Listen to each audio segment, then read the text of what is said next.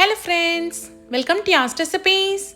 இன்னைக்கு நம்ம சேனல்ல ஒரு சூப்பரான ஹெல்தியான வெஜிடபிள் சாண்ட்விச் ரெசிபி தான் பார்க்க போறோம். வெஜிடபிள் சாப்பிடாத குழந்தைங்க கூட இதை கேட்டு வாங்கி சாப்பிடுவாங்க. அவ்வளோ சூப்பரா இருக்கும். வாங்க எப்படி செய்யறதுன்னு பார்க்கலாம். கடாயில ஒரு குழிக்கரண்டி அளவுக்கு எண்ணெய் சேர்த்துக்கலாம். இது கூடவே 1/2 டேபிள் ஸ்பூன் போல கடுகு சேர்த்துக்கோங்க. கடுகு நல்லா பொரிஞ்சதும் 1/2 டேபிள் ஸ்பூன் சீரகம் சேர்த்துக்கலாம். ஒரு பச்சை மிளகாவை கட் பண்ணிட்டு சேர்த்துக்கோங்க. ஒரு கொத்து கருவேப்பிலையும் லைட்டாக கட் பண்ணிட்டு சேர்த்துக்கலாம். ஒரு பெரிய வெங்காயத்தை நல்லா பொடியாக கட் பண்ணிட்டு சேர்த்துக்கோங்க. இப்போ இது நல்லா வதக்கி எடுத்துக்கலாம். வெங்காயம் பார்த்தீங்கன்னா நல்லா வதங்கி கண்ணாடி பதம் வரணும், அந்த மாதிரி வதக்கி எடுத்துக்கோங்க. இந்த அளவுக்கு வதங்கி வந்ததும் 1/2 டேபிள் ஸ்பூன் இஞ்சி பூண்டு பேஸ்ட் சேர்த்துக்கோங்க. சேர்த்துட்டு அதோட பச்சை ஸ்மெல் போகிற அளவுக்கு நல்லா வதக்கி எடுத்துக்கலாம். இது பார்த்தீங்கன்னா ஒரு 2 நிமிஷம் போல் ஆகும், நல்லா வதங்கட்டும். இது கூடவே ஒரு பெரிய தக்காளியை கட் பண்ணிட்டு சேர்த்துக்கலாம். இப்போ தக்காளியையும் நல்லா குழைவா வதக்கி எடுத்துக்கோங்க. வெங்காயம் தக்காளி நல்லா மசிஞ்சு வரணும், அப்போ தான் சாண்ட்விச்குள்ளே வச்சு சாப்பிட சூப்பராக இருக்கும். இப்போ நல்லா வதங்கிடுச்சு. இப்போ இதில் நம்ம காய்கறி சேர்த்துக்கலாம். 1 கப் அளவுக்கு துருவின கேரட் சேர்த்துக்கோங்க.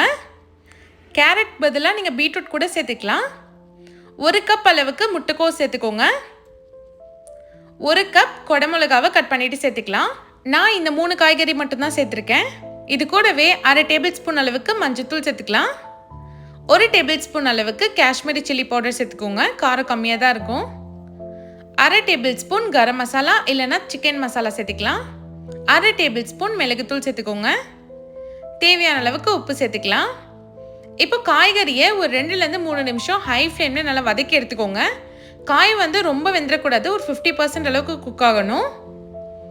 இது கூடவே 2 டேபிள் ஸ்பூன் அளவுக்கு டொமேட்டோ கெச்சப் சேர்த்துக்கலாம். இது லைட்டாக இனிப்போடு இருக்கும், சாப்பிட்றதுக்கு ரொம்ப நல்லாயிருக்கும்.